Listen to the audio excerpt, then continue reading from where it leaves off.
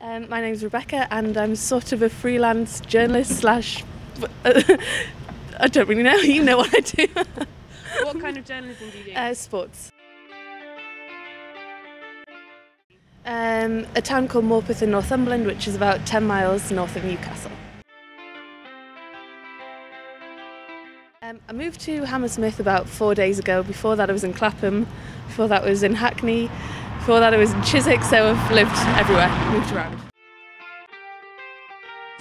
Night falls and I currently work for ITN, SNTV and Eurosport, so just work as many places as possible. Circuit boards, we can beat the sun as long as we keep moving. I'm not actually, I'm a Swansea City fan because my dad's from Swansea, and I think that Newcastle United, I don't like the culture of the club, I don't like the ethos, I don't like the owners. Freddie Shepherd once nearly ran me over in his car. There was an incident in the 90s where Douglas Hall and Freddie Shepherd were talking about how stupid the Newcastle fans were, about how the women in Newcastle are dogs, so I just think that they're not a club who value their supporters at all, and I think they're quite exploitative. From the air. 4 years ago. Stadium lights stand out like flares and all I know. I finished university the year before, moved back in with my parents. I was pretty bored and it seemed like the thing to do. Everybody else was moving down and a lot of my friends from home had sort of moved away as well, so I thought like it was the most likely place to get a job and make friends and do interesting stuff. You're sat here right next to me.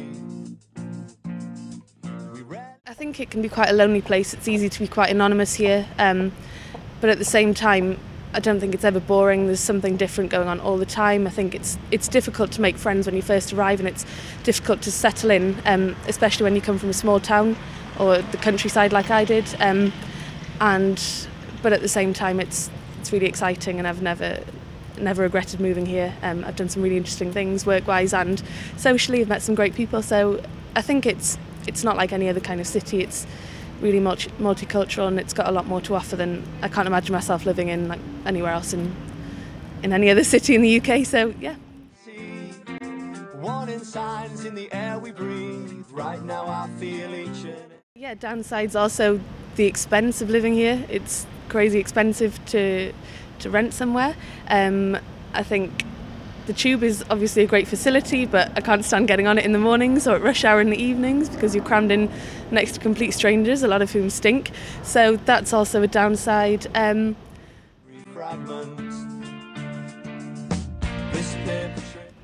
When I first came down here, I was sort of smiling at everybody and saying please and thank you to people in shops and restaurants and stuff, and now I just, you never get the same back, so I rarely do it. People, push and shove on the tube, and I know that's just a symptom of, a busy public transport system, but at the same time I don't think things like that would happen in Newcastle, maybe because it's not as busy, but then at the same time I think people are just a lot more polite and respectful. I don't think you can generalise and say it's Londoners, because there are, I think Londoners are from everywhere, and they're from different countries, different cities in the UK, so I think it's just a symptom of big city living, and people everywhere are doing stressful jobs and have little free time, but then again, there are so many people crammed in such a small place sometimes that people are just find it difficult to be polite. Into an impatient, intolerant person, yeah, I think it already has.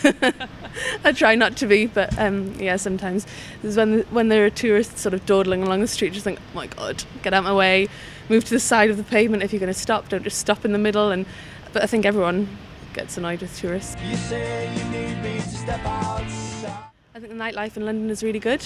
That's something that's really different to Newcastle, because there's just a different feeling when you go out in London to when you go out in Newcastle. I think in Newcastle everyone it's got a real reputation, and I think that a lot of the stereotypes are probably true, whereas in London it seems a lot more relaxed, a lot more fun, and just, I don't know, just generally things are more exciting. You spend the evening unpacking books from boxes, you pass me up so as not to break. No, I've never experienced discrimination because of my accent or where I'm from, but I have in other ways, mainly for being a girl. Trying to work in sports media, it's quite difficult, especially at one of the places I worked that the environment was really quite cutthroat, backstabbing. There was a lot of bullying going on, and to be a girl working in that environment was really difficult. Even though a lot of the remarks would be disguised as, you know, banterous, jokey comments, there was a really serious undertone behind them all. So that's been my main experience of discrimination, not in terms of my accent at all. No, and I think that people do need to be picked on merit, not just because they've got a regional accent or because of where they're from or their colour or anything like that. Scattered Polaroids and sprinkle words around your collar in the long run.